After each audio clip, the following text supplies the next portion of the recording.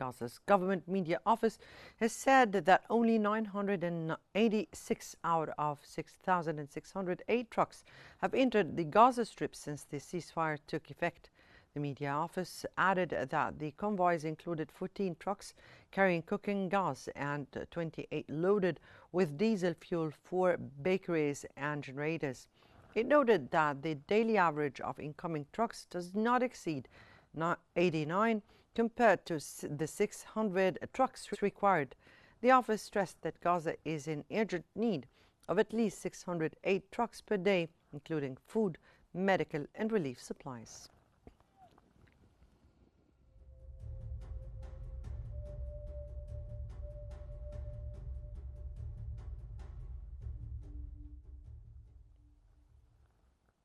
The Palestinian cabinet has urged urgent international intervention to halt ongoing settler attacks against Palestinian farmers in the occupied West Bank.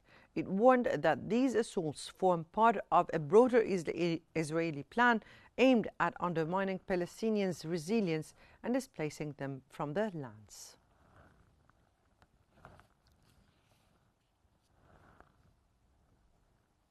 The United Nations has warned of a sharp escalation in settler violence during the current olive harvest season compared to previous years.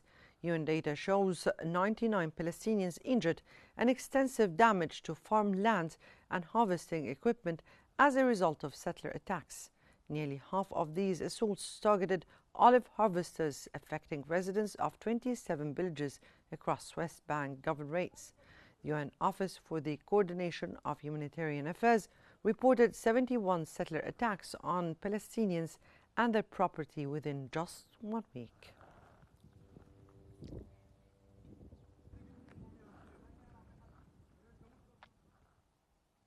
The Israeli government spokesperson has affirmed Israel's commitment to the Gaza ceasefire, emphasizing that any violation by Hamas would be met with firm response.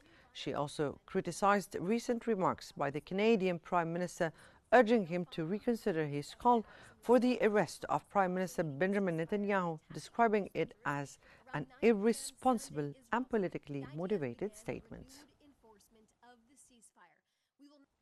The Iranian government spokesperson has reaffirmed her country's commitment to peace, stressing that genuine negotiations must be based on mutual respect rather than imposed conditions. Speaking at a press conference following the full expiry of UN Security Council Resolution 2231, she said Tehran has always supported dialogue, emphasizing that talks cannot succeed if one side dictates terms. She noted Iran's readiness to engage with any state acting on the basis of equality and respect, affirming that they always seek peace and will defend their nation's rights.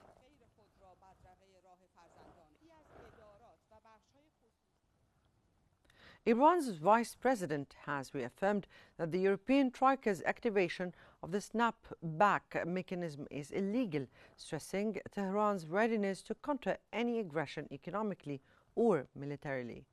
He asserted that the government has no concern about managing the national economy, emphasizing strong preparedness across all state institutions.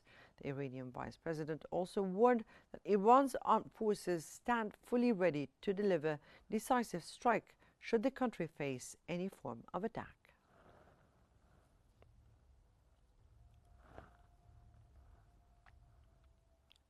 And moving on to Sudan, where Civil Aviation Authority has announced that the gradual reopening of Khartoum International Airport for domestic flights starting tomorrow following completion of technical and operational preparations. The airport recently handled its first commercial flight since the outbreak of war over 2 years ago, marking a key step in restoring normalcy and reconnecting Sudan with the region and world.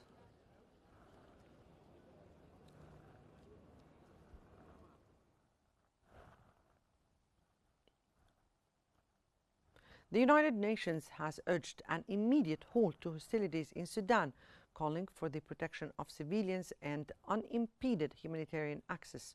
The UN warned that ongoing violence continued to endanger civilians and trigger new waves of displacement across the country.